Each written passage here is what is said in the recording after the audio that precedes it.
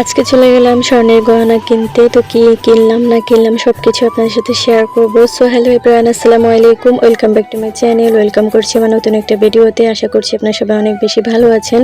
আলহামদুলিল্লাহ আমিও ভালো আছি। তো এখানে আমি আর হাজব্যান্ড একটা অটো রিক্সা করে চলে যাচ্ছি সেনবাগ বাজারে আর কি, উপজেলার অপোজিটে পূর্ব বাজার।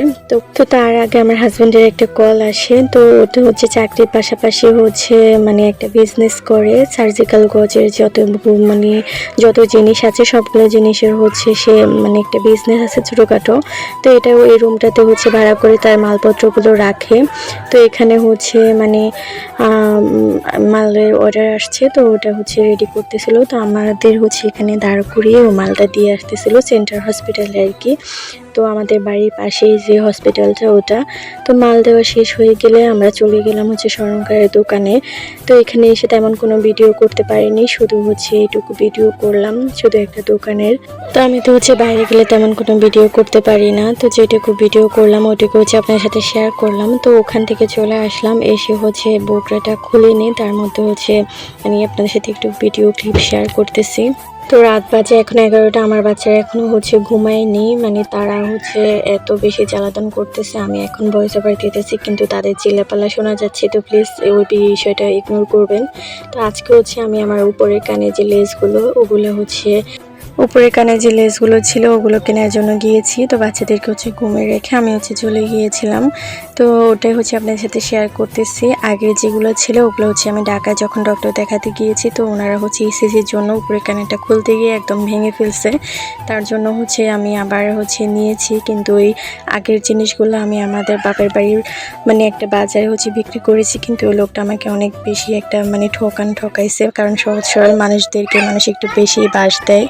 তো ওই লোকটা আমাকে মানে যে স্বর্ণের দাম আসছিল 9,000 টাকা, ওই যে লোকটা আমাকে দিয়েছিল 6,800 টাকার মতো দিয়েছে। তো যাই হোক সব কিছু মিলিয়ে লসটা মেনে নিতে হয়েছে। তারপর আমি এই দুলটা কিনলাম, উপরে যে লেসটা ওটা কিনলাম। তো কেমন হয়েছে জানাবেন আপনারা। আর এখানে আরেকটা জিনিস কিনলাম, সেটা ডায়মন্ডের নোজ পেন। তো এটা আমার কাছে অনেক বেশি পছন্দ হয়েছিল দেখে এটাও নিয়ে নিয়েছি। তো এটা কেমন হয়েছে জানাবেন, আমি হাতে নিয়ে দেখাচ্ছি। তো আজকে আমার গয়নার মানে কেনাকাটাটা কেমন হয়েছে তো জানাতে পারেন। তো আমার হাজব্যান্ড আমাকে গিফট করেছিল, তো বলছিল যে ওগুলো যেহেতু ভেঙে গেছে চলো তোমাকে আজকে নিয়ে দেই। তারপর আমরা চলে গেলাম এটা গয়নাটা কেনার জন্য। তো সবাই আমার পাকাপুরি একটু কথা শোনেন।